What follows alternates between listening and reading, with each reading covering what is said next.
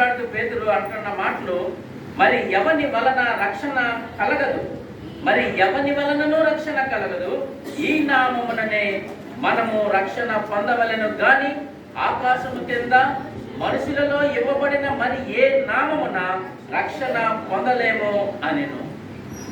అంటే పేతురు ఇప్పుడు వాళ్ళకి ఏం చెప్తున్నాడంటే, ఆ మత అధికారులకి, అక్కడున్న ఇశ్రాయేలు ప్రజలకి ఏం చెప్తున్నాడంటే, ఈ నామములోనే మనము రక్షణ పొందవలెను. మనము అన్నాడంటే ఇంక్లూడింగ్ ఆయన యూదులే కదా.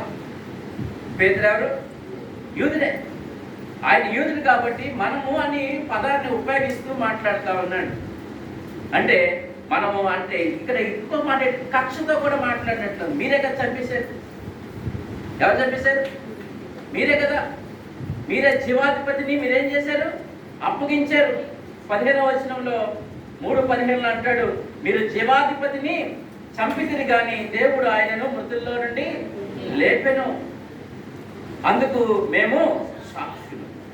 మనమందరము ఆయనకి సాక్షులముగా ఉన్నాము అనేసి చెప్తా ఉన్నాడు. మనకి ఏ నామంలో మనకి రక్షణ అండి? యేసుక్రీస్తు నామంలోనే మనకి రక్షణ. వేరొక నామంలో మనకి రక్షణ. వాళ్ళకి యూదులకి ఆ విషయాన్ని, అక్కడ ఉన్న మత ప్రవిష్టులకి ఆయన చెప్తున్న విషయాలు మనము ఆలోచన చేస్తూ ఉంటాం. తర్వాత 13వ వచనాన్ని చూడండి. వారు పేతురు యోహాన్ల ధైర్యం చూసినప్పుడు వారు విద్య లేని పామరులని గ్రహించి ఆశ్చర్యపడిపోయారు. అదే వీళ్ళెవరు? వీళ్ళు చదువుకున్న వాళ్ళు కాదు, చదువు లేని వీళ్ళు. వీళ్ళేంటి ఎంత ధైర్యంగా బోధిస్తా ఉన్నారు?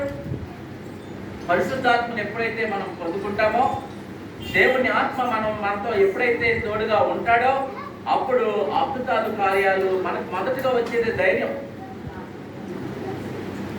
మనకు మొదటిగా వచ్చేది ధైర్యం. ఆ తర్వాత వాక్శక్తి ఆయనే ఇస్తా ఉంటాడు. మనము ఏమంటే భయం వేస్తుందండి, ఏం మాట్లాడాలో తెలియదండి, ఎన్ని సంవత్సరాలు